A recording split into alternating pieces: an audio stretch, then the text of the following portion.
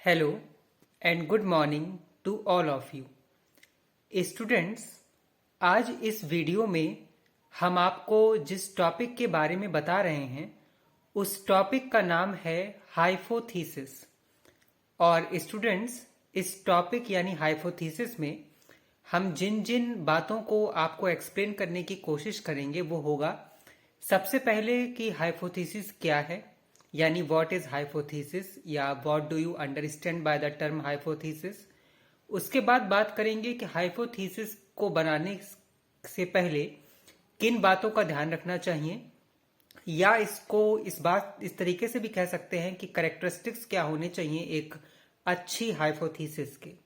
तो हाइपोथीसिस क्या है और उसके कैरेक्टरिस्टिक्स को पहले आपको बताएंगे और फिर उसके बाद आपको बताएंगे कि हाइपोथीसिस के टाइप्स क्या हैं, जिनमें दो तरीके के हाइपोथीसिस को हम कवर करेंगे, एक नल हाइपोथीसिस और दूसरा अल्टरनेट हाइपोथीसिस। ओके, और साथ ही साथ हम आपको इस टॉपिक यानी हाइपोथीसिस के मेथड कौन कौन से होते हैं टेस्ट करने के, उस बात पर भी चर्चा करेंगे। साथ ही हाइपोथीसिस में कितने तरीके की एरर होती हैं वो भी आपको बताएंगे। लेकिन उससे पहले आप सभी लोगों से रिक्वेस्ट है कि जिन लोगों ने भी अभी तक हमारे इस चैनल को सब्सक्राइब नहीं किया हो, प्लीज हमारे इस चैनल को सब्सक्राइब करें और इसको ज्यादा से ज्यादा शेयर करें। स्टूडेंट्स, अब अपने टॉपिक यानी हाइपोथीसिस को एक्सप्लेन करने की और आपको समझाने की हम शुरुआत कर रहे हैं। स्टूडेंट्स, जब हम रिसर्च करते हैं यानी कुछ नया खोजने की कोशिश करते हैं, तब हमारे पास एरिया बहुत ज्यादा होता है जो हमारे लिए डिफिकल्टी या प्रॉब्लम क्रिएट करता है। उस एरिया को कम करने के लिए हम हाइपोथीसिस का इस्तेमाल करते हैं। यानी अगर आपसे ये पूछा जाए कि हाइपोथीसिस क्यों बनाई जाती हैं, इसकी जरूरत ही क्या है, तो इसका एक स्पेसिफिक आंसर है, अपने रिसर्च के एरिया को कम करने के लिए हम हाइपोथीसिस का इस्तेमाल करते हैं। तो अभी तक इतनी बात आप समझ लीजिए कि जब हम रिसर्च कर रहे हैं यानी किसी टॉपिक को सॉल्व करने की कोशिश कर रहे हैं या उसमें कुछ नया ढूंढ रहे हैं या पुराने में जो चीज छूट गई थी, हिडन थी, उसको फाइंड आउट कर रहे हैं, तो ऐसे में हम कुछ हाइपोथीसिस बना लेते हैं। और वो इसलिए बना लेते हैं ताकि हमारा रिसर्च का एरिया थोड़ा सा कम हो जाए, जिस वजह से जो डिफिकल्टी और प्रॉब्लम बड़े एरिया को सॉल्व करने में होगी वो थोड़ा सा सिंपल हो जाए। तो हाइपोथीसिस को बनाने का या ड्रॉ करने का मेन पर्पस, ऑब्जेक्टिव या मोटिव होता है हमारे रिसर्च के एरिया को, उसके स्कोप को थोड़ा सा कम कर लेना ताकि वो सिंपल हो जाए, उसमें उतनी डिफिकल्टी ना आए हमको रिसर्च कंडक्ट करने में। ओके स्टूडेंट्स, अब हम आपको बताते हैं कि आखिर हाइपोथीसिस है क्या। स्टूडेंट्स, हाइपोथीसिस कुछ एजम्पशंस होती हैं या टेंटेटिव जनरलाइजेशंस होती हैं जो हम बनाते हैं, जिनकी वैलिडिटी टेस्ट नहीं होती। यानी आप हाइपोथीसिस को वन लाइन में इस तरीके से डेफिनेशन के तौर पर लिख सकते हैं। Students, hypothesis are the tentative generalisation और tentative assumptions the validity of which remains to be tested.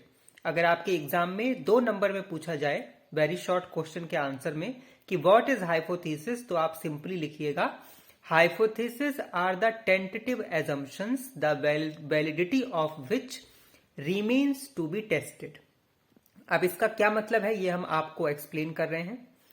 Hypothesis students assumptions होती हैं, यानी मान्यताएं, जो चीज हम प्रिडिक्ट कर लेते हैं या एज्यूम कर लेते हैं कि ये होंगी, भले ही इन फ्यूचर वो हों या ना हो, यानी भले ही वो ट्रू साबित हों या फॉल्स प्रूव हों, लेकिन हम अपने रिसर्च के एरिया को कम करने के लिए, उसको थोड़ा सा सिंपल रखने के लिए हाइपोथीसिस बनाते हैं।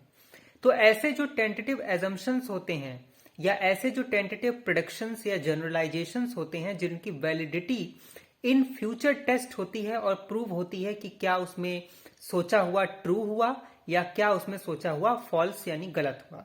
तो simply hypothesis are the tentative generalisation और tentative assumptions the validity of which remains to be tested. Students, research को कंडक्ट करने के जो स्टेप्स होते हैं उनमें hypothesis testing is one of the most important step माना जाता है। तो अभी तक हमने आपको बताया कि हाइपोथेसिस टेंटेटिव एजम्पशंस होते हैं जिनकी वैलिडिटी इन फ्यूचर टेस्ट होती है, और इसको बनाने का यानी हाइपोथेसिस को कंडक्ट करने का मेन मोटिव या पर्पस है हमारे रिसर्च के एरिया को कम करना और उसको सिंप्लीफाई कर लेना। ठीक है, तो अभी तक हमने आपको बताया कि हाइपोथेसिस क्या है और उसको करते क्यों है, उसका मेन पर्पस क्या है। अब हम आपको बता रहे हैं कि अगर आप हाइपोथेसिस कर रहे हो तो उसमें कौन कौन सी बातों का ध्यान रखोगे या कौन से ऐसे कैरेक्टरिस्टिक्स यानी विशेषताएं हैं जो हाइपोथेसिस बनाते समय उसमें होनी चाहिए। तो सबसे पहला पॉइंट आप नोट भी कर सकते हैं students, hypothesis must be real. इसका मतलब यह है कि जो भी हम एजम्पशन बना रहे हैं वो ऐसी हो जो रियल यानी वास्तविक लगें। हम बिल्कुल कुछ ऐसा आर्टिफिशियल यानी कृत्रिम ना बना लें जो एग्जिस्ट ही ना करता हो। तो hypothesis should be real. Second, hypothesis must be capable of testing, यानी हाइपोथेसिस ऐसी बनाई जाए जो टेस्ट के लायक हो, टेस्ट होने की क्षमता रखता हो। तो hypothesis must be capable of testing. Third, hypothesis should be accurate, यानी उसमें कोई गलती ना हो। Fourth, hypothesis should be clear. Fifth, hypothesis should not be ambiguous. Student, ambiguous का मतलब होता है ऐसी कोई चीज जिसमें क्लियरिटी नहीं है या कोई कंफ्यूजन है। तो हाइपोथेसिस ऐसा नहीं होना चाहिए, वो बिल्कुल क्लियर होना चाहिए। तो जब आपसे पूछा जाए कि आप हाइपोथेसिस बना रहे हो, किन किन बातों का ध्यान में रखना चाहिए, या हाइपोथेसिस में कौन कौन से कैरेक्टरिस्टिक यानी विशेषताएं हों, तो आप लिखना कि हाइपोथेसिस एक्यूरेट होने चाहिए, हाइपोथेसिस क्लियर होने चाहिए, हाइपोथेसिस में किसी तरीके का कोई एम्बिग्यूटी यानी कंफ्यूजन नहीं होना चाहिए, हाइपोथेसिस ऐसा होना चाहिए जो टेस्ट करने के लायक हो, हाइपोथेसिस ऐसा होना चाहिए जो रियल हो। तो ये है हाइपोथेसिस की कैरेक्टरिस्टिक्स।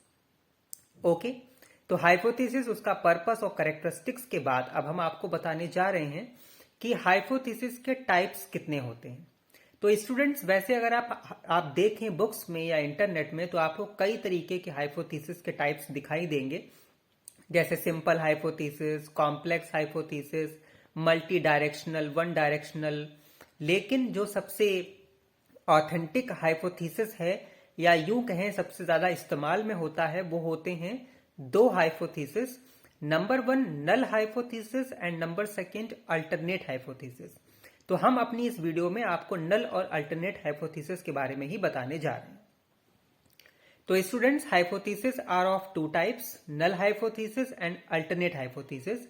अब इसको समझने के लिए हम आपको एक एग्जाम्पल दे रहे हैं जिससे आपको इजिली ये दोनों हाइपोथेसिस समझ में आ जाएंगे। Students, suppose there are two method A and method B.